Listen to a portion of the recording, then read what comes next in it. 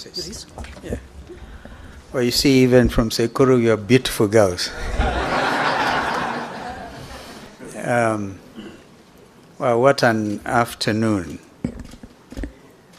My friend there was a little agitated about transformative achievements. I'll give you a joke before I make my actually written submission, because it's important for us as a nation, together with our development partners and international friends. A friend sent me a tweet yesterday, and they said, just sample this, because it tells you the state of hopelessness that we are faced with as a country. He said, I'm going to get my burial certificate and keep it in my pocket because by the time I die, this thing will be costing 1 million shillings.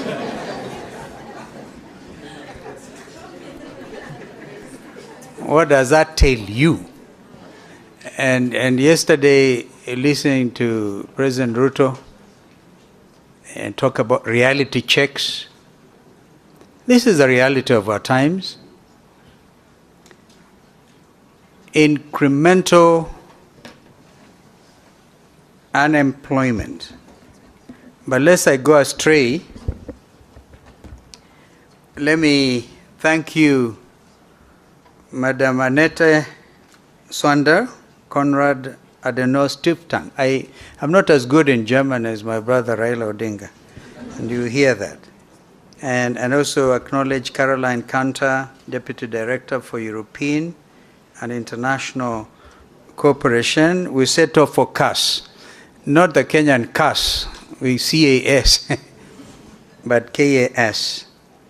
The headquarters in Berlin, as you know, for extending to me this afternoon's invitation to speak to this distinguished assembly. And I thank you, my brother, my senior brother, Raila Amolo Odinga, who is our party leader and our team leader, for agreeing to come and do the closing session. I know that this was organized at a very high level, and yesterday, Kenya Kwanza team may have, without them knowing, or whether it was deliberate, they managed to downgrade this very important assembly, because we are all in the printed. I assume before this time these things go out, everybody will have said yes, we'll try and make time available. But if they are represented by my little sister Susan, and how you have grown, so be it.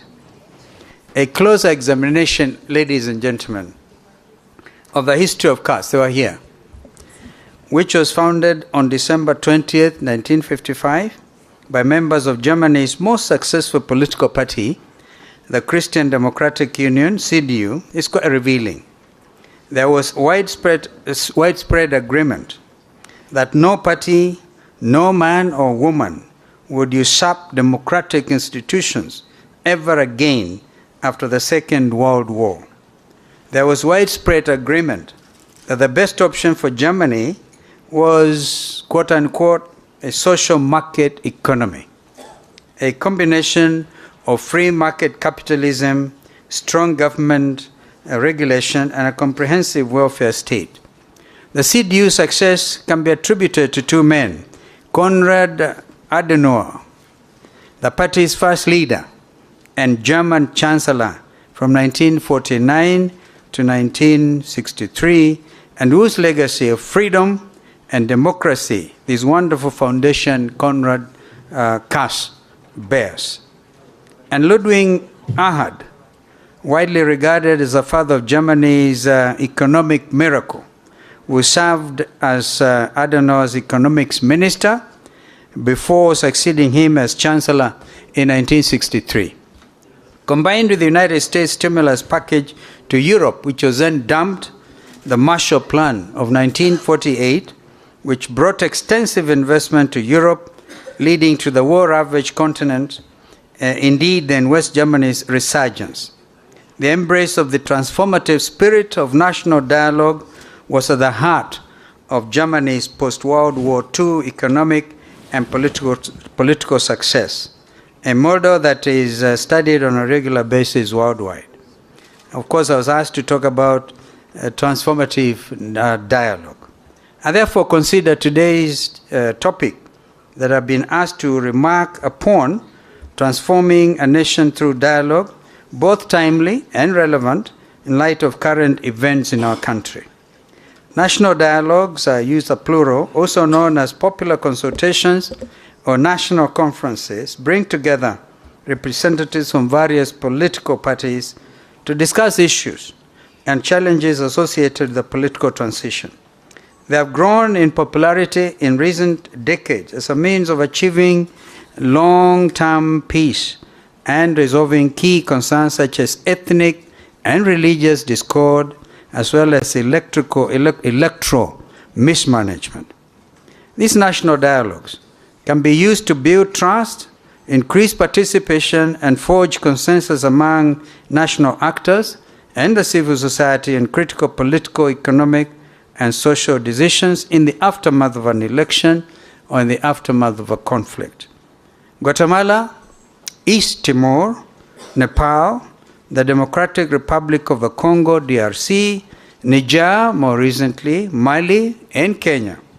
Afghanistan, Iraq, and Yemen are among the countries that have conducted NDP's national dialogues in various forms. I have personally mediated national dialogues in Somalia, in South Sudan.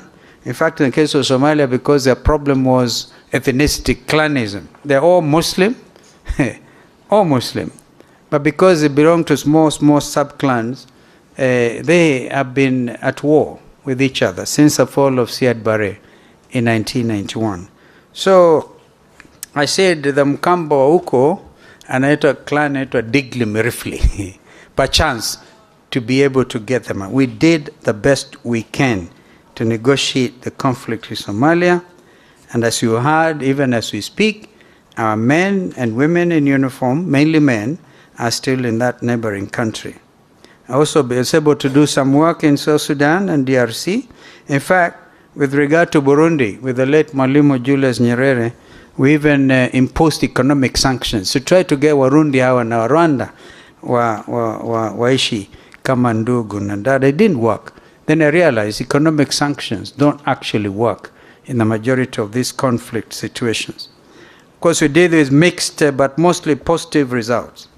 I can state unequivocally that I am a staunch supporter of this mode of discourse in order to prevent political conflict caused by ethnic and religious disharmony, as well as electoral malpractice.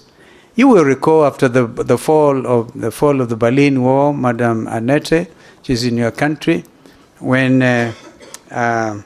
President Reagan famously told Mr. Gorbachev in Moscow, Mr. Gorbachev, bring down this wall. And with it, the collapse of communism and the bipolar confrontation. And then, of course, the end of the Cold War. So the world had expected that we would then all reap what was referred to as a peace dividend, amani kokote. But nobody knew that a new form of conflict was emerging based on religion. So we have now had hot wars based on what people believe. Now, Kenya's national conversations before and after independence arrived with both acrimony and compromise. From the European settlers who petitioned the British Secretary of State for colonies for representation in the Kenya administration in 1905 to the establishment of a legislative council, popularly known as Legico then, and his first all-European sitting on August 17, 1907. My brother Raila is very good with this history. I listened to him the other day when he was launching the Mau Mau Foundation, very detailed on how the Lunatic Express, among other things, brought about change. In 1954, Chief Colonial Secretary Walter Coutts' commission investigated ways for Africans to elect their representatives As a result, the elections ordinance was amended to allow for the election of 8 African representatives from 8 electoral areas, with the first elections held in March 1957. The Lennox-Boyd Constitution, which increased African seats by 6 and provided for 12 specially elected members to be chosen by LegCo, was closely followed by the 1960 Lancaster House Constitutional Conference, which increased LegCo seats to 65, set aside 33 for Africans. Does this ring a bell, ladies and gentlemen? We're still wrestling with the Supreme Court advisory on ability to bring into operationalize the 2/3 gender rule. Lancaster II, held in 1962, was a more ambitious dialogue that resulted in establishment of a bicameral legislature comprising a lower house, House of Representatives, and an upper house, the Senate, with members elected by universal adult suffrage, as well as 7 regional assemblies, known then as Majimbo, to ensure maximum decentralization of government powers. During the 3rd and final Lancaster House Constitutional Review Conference in February 1963, an agreement for Kenya's independence was reached and came into effect on June 1st, 1963, a day we celebrate today as our Madaraka, or Self-Determination Day. 6 months later, the Union Jack was lowered for the last time on Kenyan soil at midnight on December 12, 1963, at Uhuru Gardens, Nairobi, to great jubilation, and then the colors of our national flag unveiled. The dream of a free and independent nation was realized after 58 years of agonizingly acrimonious, ego-bruising, and time-consuming national dialogue between European settlers, Africans, Asians, Arabs, and the British government. From the scramble for Africa, which ironically took place in your wonderful country again, Berlin, a conference of 1895, the young protectorate evolved into a colony, and finally an independent republic led by Africans. It is critical for this distinguished gathering to reflect on our history, even as the younger ones, the youth budge. 70% of you in this room are aged below 40, in fact 35. So we do these things in order to pass it over to you, so you know where we have come from.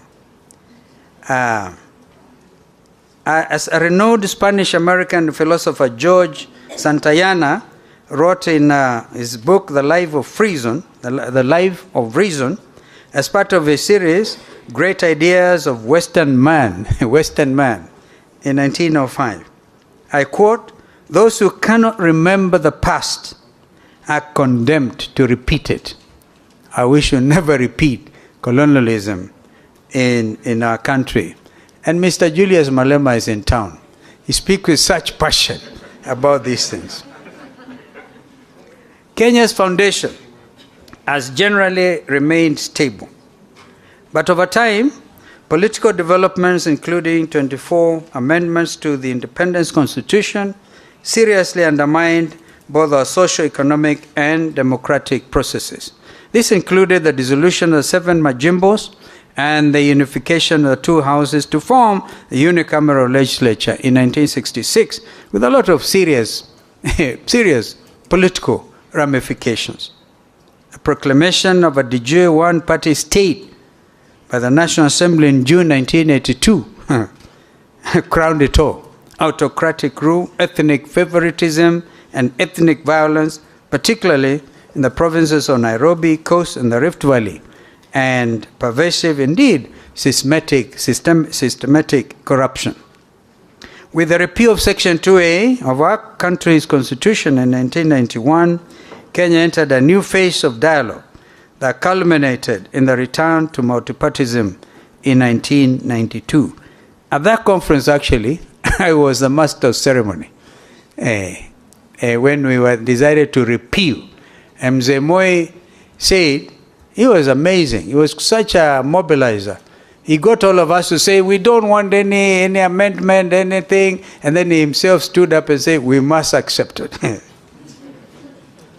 6 years later, in November 1997, the minimum reforms package through the Interparliamentary Group, famously known as IPPG, carried out parliamentary reforms that included amending Public Order Act, Cap 56, to facilitate freedom of assembly, amending Section 33 of the Constitution so that the nomination of members of Parliament was based on party strength and including the opposition's voice in the electoral body's makeup, the IEBC. This had hitherto been the president's exclusive prerogative. The historic victory of the National Rainbow Coalition, and my brother and I were key in this in the general election of December 2002, as well as equally significant concession of defeat by the presidential candidate of the ruling party, then our brother Uhuru Muigai Kenyatta, were, in my opinion, promissory products of the IPPG dialogue. I find it noteworthy that Kenyans were voted at the time the world's most optimistic people before and during the election. This was in accordance with the Gallup International Annual End of Year Survey, which involved interviews with over 67,500 people in 65 countries between November and December of 2002. However, the sentimental optimism was fleeting, as several agreements in our famous MOU between the coalition members, all right, and we were signing.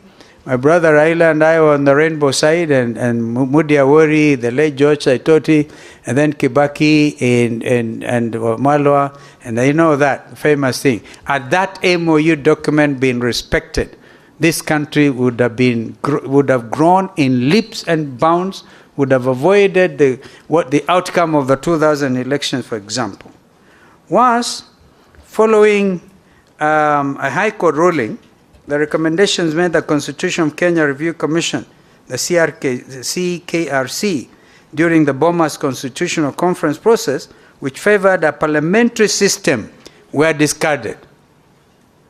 As a result, the public and a section of government officials became dissatisfied with the Mwai Kibaki administration. In a referendum held on November 21, 2005, Kenyans in 7 out of the 8 provinces overwhelmingly rejected the government-sponsored proposed new constitution. We then used to refer to it as the Kilifi draft.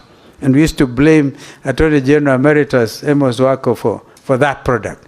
My brother Raila and I, again, were in the forefront in opposing it, and then the birth of the Orange Movement. Susan, you remember, that's how you came in now, when the country was divided between bananas and oranges. Over 1,200 Kenyans lost their lives in less than a month following the announcement of the results of 2007 presidential election, where my brother and Kibaki were tough contenders. I was among them. I used to say nitapita katikati yao. Remember? I looked at these two giants, and I looked at myself and said, this David fellow, yeah, Kibaki huyu, Raila huyu, nitapita hapo katikati. And actually, to some extent, I did, because because that is how I was able to hold the two of them again. I became the nexus. I became the gum when the country was falling apart.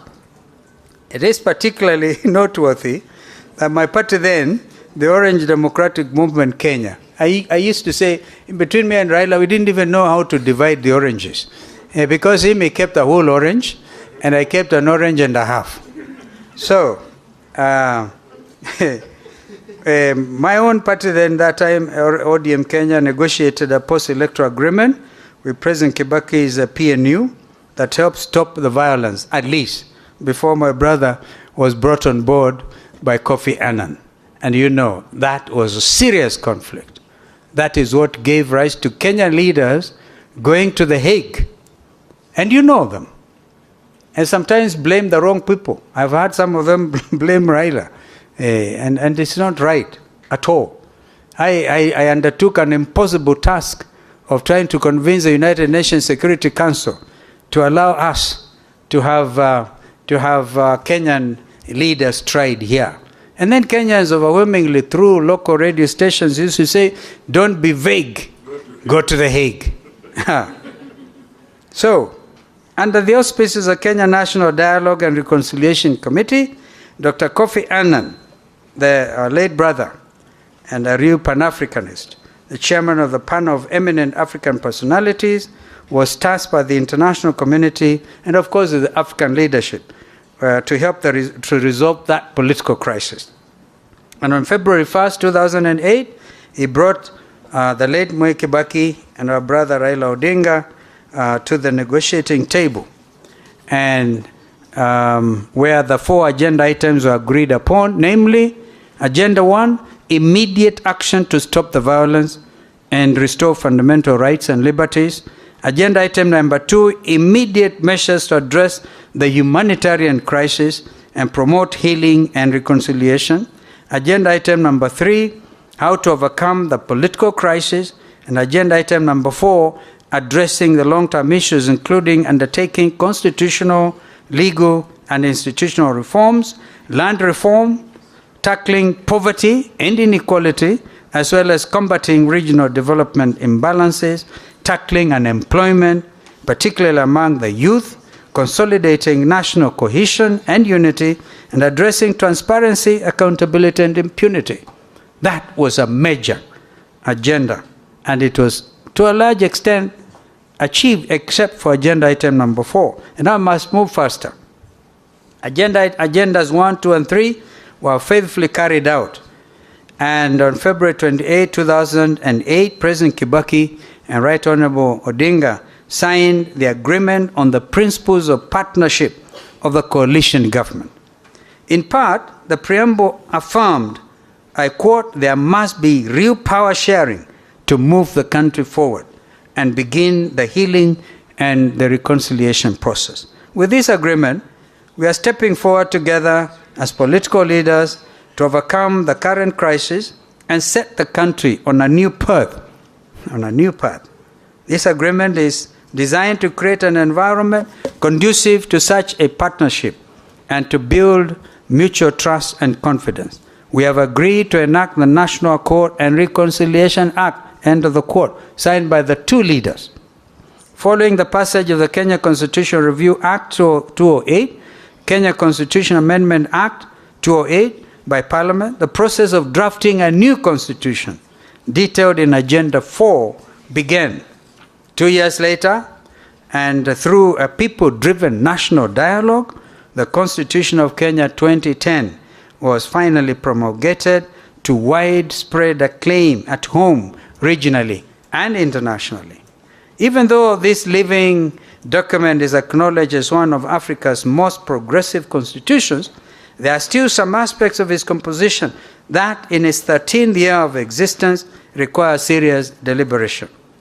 We in the Azimio la Umoja One Kenya coalition hold the view that we cannot transform our beloved nation if we do not fundamentally address those Agenda 4 issues of 2008 and those concerns that we have outlined in the National Dialogue Committee, which have christened NADCO, and which I'm happily, as fate would have it, a co-chair. Our top priority, which was to address a cost of living, is demonstrated by the growing gaps in poverty and inequality brought about by harsh and burdensome taxes that take money out of people's pockets rather than putting it therein. And Susan, you're in the business trying to get people to put their money in their pockets. You haven't quite succeeded. Because this is where the issue is. Kenyans are crying, heavy burden of taxation. I have never seen a nation anywhere in the world which can develop on the basis of overtaxing its citizens, particularly during such economic reality. And if anybody has one example in the world, we talked of the Marshall Plan and others, where you overtax your citizen in order to get out of depression, I will be happily able to listen to you. Despite the conflicting explanations the primary causes of economic slow growth, indeed depression, are not solely attributable to global events, but rather economic mismanagement and endemic corruption. The last 3 presidential election results are strongly disputed, indicating that we have not addressed transparency, accountability, and impunity, particularly regarding our electoral management process. That is why we in Azimio la Umoja One Kenya Alliance Coalition insisted upon not only audit of 2022 general election, but a reconstitution of the Independent Electoral Boundaries Commission. We too in this NADCO process spoke to the deepening of our political gains by ensuring there will be fidelity to the Constitution as regards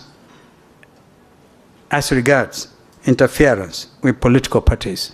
The story that has been going on, merry-go-round in Jubilee, I'm a very key member of Azimio la Umoja One Kenya Coalition. It's disturbing. We have had to call a spade a spade. In these talks, we are not sparing any situation. And we are saying it is improper to disorganize Jubilee. Because by disorganizing Jubilee, you are trying to disorganize Azimio. And by implication, paying lip service to multi-party democracy. And this is our view. Our agenda items are the bipartisan talks at Bomas of Kenya, also included addressing the imbalance of public office appointments that are biased towards specific communities and poorly represented the aspirations of two-gender rule. This, we strongly argued, continue to undermine the ideals of national cohesion and unity. I would want, for example, a very honest conversation about the recently concluded recruitment at the Kenya Defense Forces. Mukwanja and the rest of you in Parliament, please, if you want to heal this country, and I heard the President yesterday say 80% of recruitment to KDF now will be from National Youth Service, but before we get there, we want the statistics, ethnic balance. By the way, it's a matter in the Constitution. We want to know, of the 42, 43 communities, what percentage did the people in Embu in Manyata get?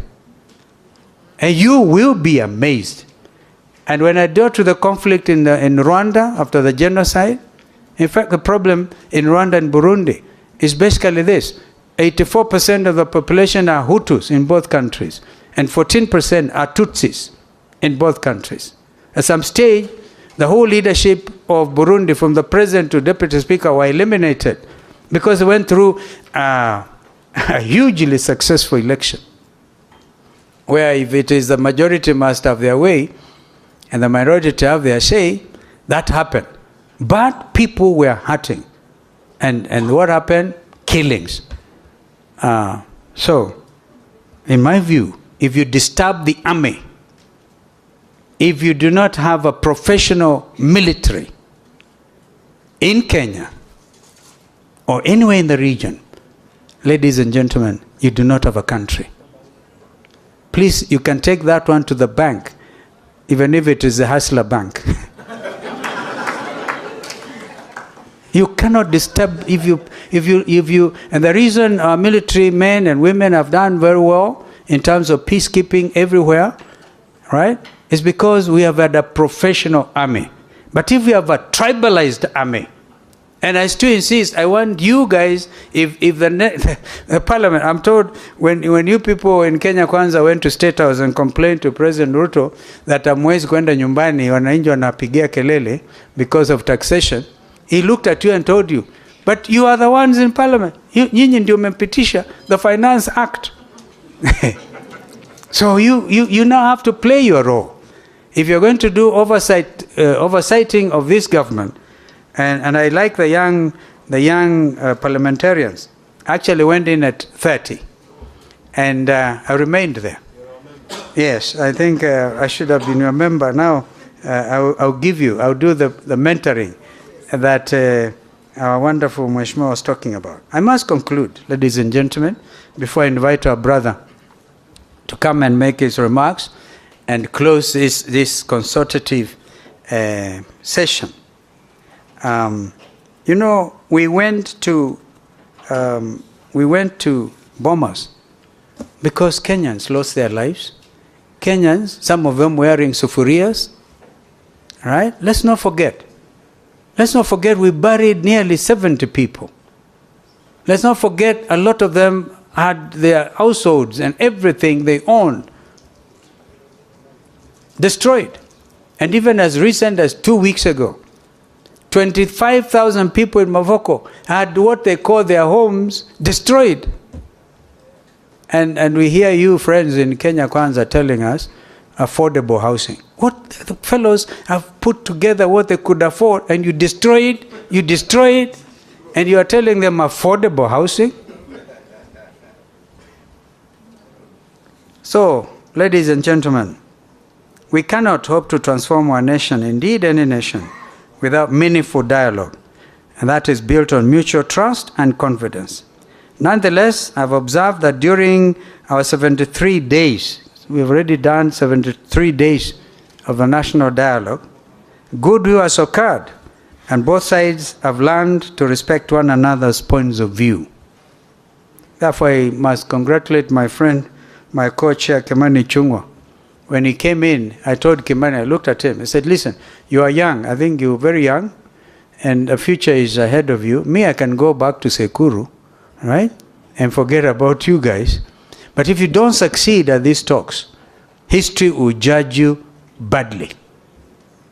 And we must therefore confront the truth, and nothing but the truth. Our forefathers, the likes of Mzee Jomo Kenyatta and Jaramogi Oginga Odinga, were able to negotiate and compromise even with the British colonialists. When Mzee Jaramogi Oginga Odinga said, without Jomo Kenyatta there will be no freedom. Now, we should emulate them. 26 years ago, the late President Daniel Arap Moi's ruling party, KANU, by the way, KANU was organizing secretary for 12 good years. I was elected national organizing secretary the same day with the late Moses Mundamba Mudavadi, Wycliffe's father. So you can see if Mudavadi is beginning to look old. I started it with his late father. That is the beauty. When you are young, you see it all. And I therefore can pass this information, this wisdom, sometimes lack of it, depending on how you look at it, to the younger leaders. Mzee Moi then was able to accommodate dialogue. After the violence that followed 2007 elections and almost tore our nation apart, Mzee Kibaki, our brother Raila, and indeed myself, with our respective coalitions, were able to come together and work on creating a durable new constitution. Our history is replete with examples of transformative national dialogue for the betterment of all Kenyans. We at Azimio la Umoja One Kenya Alliance Coalition remain optimistic that these bipartisan talks, which should conclude with a report handed to both my friend William Ruto and my brother here on November 22nd. We are very clear. We don't want to stay there for longer than is necessary. And some of them say we are paid huge sums of money. I have not seen a cent. I'm giving my time and my everything to my country so that these things can succeed. Ladies and gentlemen, it is now my great pleasure to invite my brother and actually a soulmate, the Right Honorable Raila Amolo Odinga, to come make his remarks and close this session. Well, we thank our partners, really. You know, German, you Kenyans may not know, CD1, the diplomatic corps, the number one, and to get number one CD, diplomatic corps, number one, means a lot. CD1, when we became independent, was Germany. And that tells you that Germans are truly our friends. We thank you. We continue to thank you. From my brother Raila Odinga, karibu sana.